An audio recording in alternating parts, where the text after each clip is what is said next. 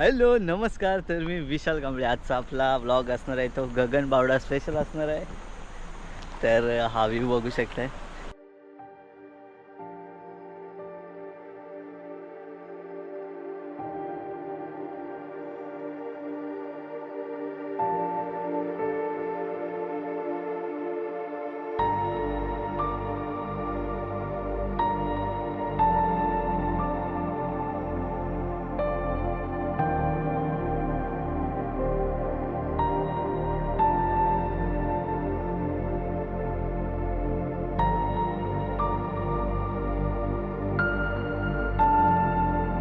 शुभ सकाळ मंडळी. आणि आम्ही आज चाललो आहोत गगनबावडा येथे. तर समोर बघू शकता आपली गाडी सुद्धा आली. आणि आता सकाळचे वाजले आहेत 5:30.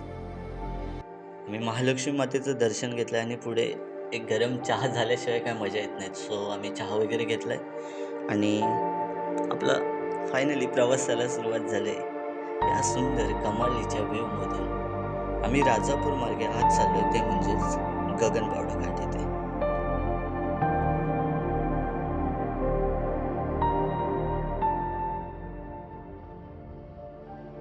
गगनगड हा उंच घाटमाथ्यावरील किल्ला, सह्याद्रीच्या पसरलेल्या खोल दऱ्या आणि त्यांच्या उंचवट्यावर उभा राहिलेला गगनगड किल्ला आजही आपला दरारा राखून आहे. रत्नागिरीपासून 115 ते 120 किलोमीटर अंतरावर असलेला गगनबावडा, करुला घाट आणि भुईबावडा घाट या दोन्ही घाटांना जोडणारे गगनबावडा म्हणजेच महाराष्ट्राच्या कोल्हापूर जिल्ह्यातील एक थंड हवेचे ठिकाण. समुद्र सपाटीपासून 691 मीटर उंचीवर असलेल्या या गडाची रचना घाटवाटांवर लक्ष ठेवण्यासाठी करण्यात आली. दक्षिण कोकणातील बंदरांमध्ये उतरवलेला माल कुडाळ, कणकवली, गगनबावडा या घाटमार्गे देशभर जात असे. त्यांच्यावर लक्ष ठेवण्यासाठी व गरजेच्या वेळी तो घाटमार्ग रोखून ठेवण्यासाठी घाटमाथ्यावर किल्ले बांधले जात. गगनगड हा त्यापैकीच आहे. गगनगडावर जाण्यासाठी वळणावळणाचा घाट रस्ता आहे. हिरव्यागार निसर्गातून जाणारा हा रस्ता आपल्याला गडाच्या पायथ्याशी घेऊन जातो.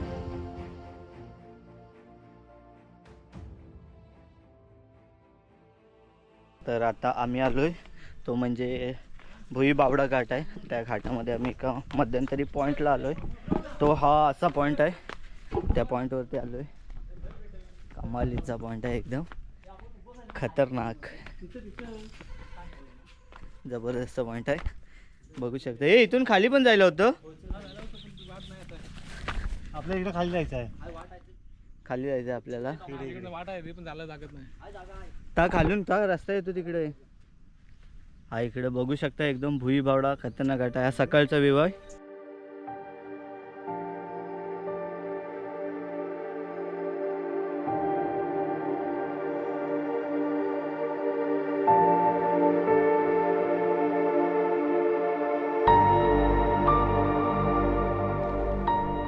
आता आपण भुईबावडा घाट पाहिला आहे. त्याच्यानंतर आपल्याला पुढे आता गगनबावडा म्हणजेच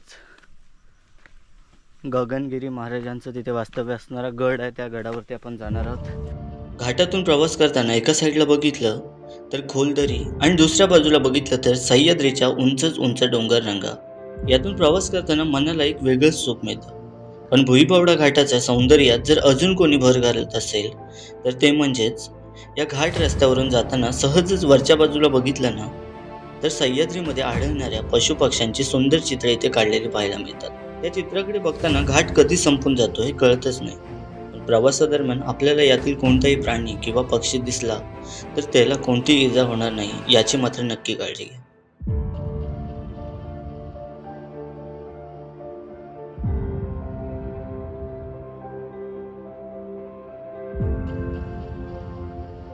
घाट संपतो न संपतो तोच आपल्याला अजून एक सुखद धक्का मिळतो.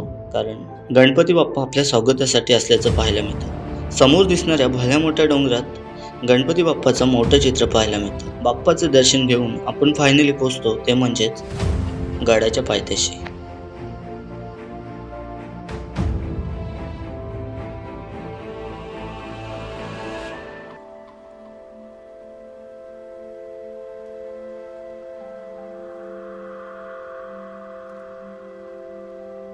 सुरुवातीला जर आपण पाहिलं तर गडावर जाताना आपल्याला पक्क्या स्वरूपाच्या पायऱ्यांचा मार्ग आहे. सुरुवातीला समोरच एक मुख्य प्रवेशद्वार दिसते.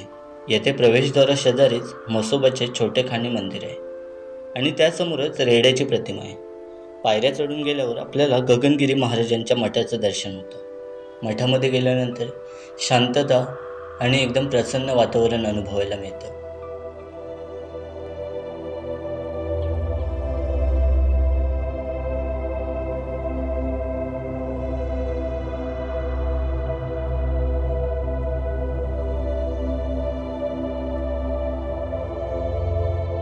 महाराजांचं दर्शन घेतल्यानंतर आपण जसं वरच्या बाजूने जायला निघतो तसंच आपल्या उजव्या हाताला पाहिलं तर आपल्या देवदेवतांची दगडामध्ये कोरलेली वेगवेगळ्या स्वरूपाची एकदम सुंदर आखीव चित्र पाहायला मिळतात. ते बघितल्यानंतर आपण एका वेगळ्याच ठिकाणी आल्याचा फील होतो.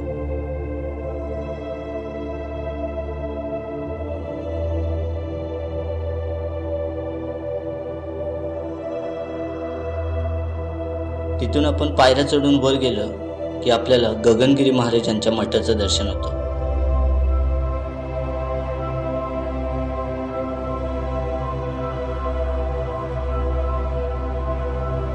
मठाच्या परिसरात भक्तनिवास, मठाचे कार्यालय, भोजनगृह अशा अनेक विविध सुखसुविधा पाहायला मिळतात.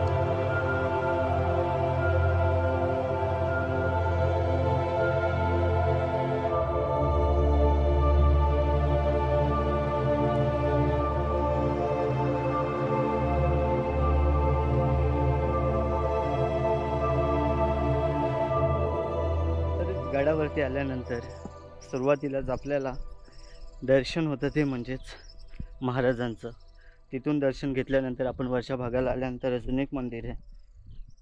तिथे दर्शन घेतल्यानंतर आम्ही वरच्या बाजूला आले. या साईडला एक मंदिर आहे, त्यामध्ये शिवलिंग आहे, स्वयंभू शिवलिंग, आणि गणपतीचं सुद्धा आपल्याला तिथे दर्शन होतं. आणि तिथून थोडं जर वरती बघितलं तर एक दर्गा स्वरूपाचा आहे. त्या दर्गाच्या जर आजूबाजूचा जो परिसर आहे तिथे आपल्याला पाहायला मिळतं ते म्हणजेच कुंड आहेत पाण्याची. जी काही कुंड अजूनही काही लोकांना माहिती नाहीत किंवा ज्या लोकांना माहिती आहेत ती लोकंसुद्धा आता या टायमिंगला जाऊ शकत नाही, कारण आता जर बघितलं तर सगळीच ठिकाणी गवत हे मोठ्या प्रमाणात वाढलं आहे, त्याच्यामुळे जाणं तिथे शक्य नाही. आता काही दिवसानंतर तिथे जे सेवेसाठी भक्त येतात महाराजांचे ते लोक, ते जे भक्त आहेत ते साफसफाई वगैरे सगळं इथे क्लिनिंग केलं जातं आणि त्याच्यानंतरच आपण त्या ठिकाणी जाऊ शकतो.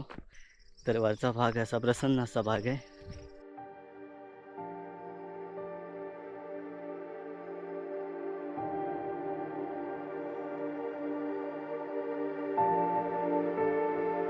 आजच्या स्थितीत पाहिलं तर गगनगड हा स्वतःचं अस्तित्व हरवत चाललेला किल्ला आहे. अनेक शतकापासून अस्तित्वात असलेल्या या गडाचे आता कोणतेही अवशेष शिल्लक नाही. छत्रपती शिवाजी महाराजांनी स्वराज्यात आणलेला गगनगड काळाच्या ओघात कुठेतरी नामशेष होण्याच्या मार्गावर आहे. फक्त नावापुरतं राहिलेल्या गडाचं अस्तित्व आपणच कुठेतरी जतन करायला हवं.